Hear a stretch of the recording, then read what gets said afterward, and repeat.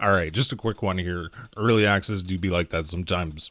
Overall, I have a couple issues with the whole premise of early access, but I do think it's a great concept to involve community feedback and help indie devs fund their projects.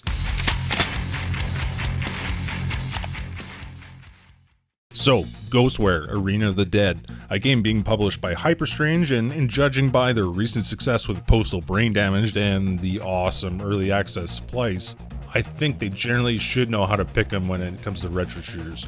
So the basic premise here is that you're apparently dead and now exist as an avatar in some sort of old school arena shooter game. You know, those ones. I'd say this is something that resembles more Unreal Tournament than it does Quake 3, but the game just oozes of retro vibes.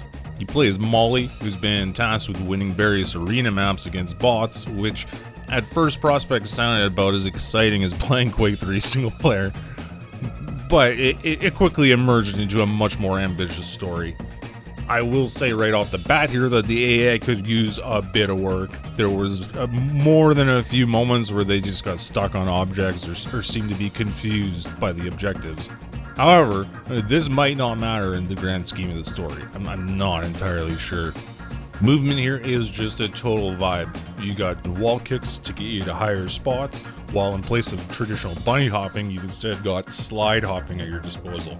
Slide hopping lets you cover some absurd distance in no time at all.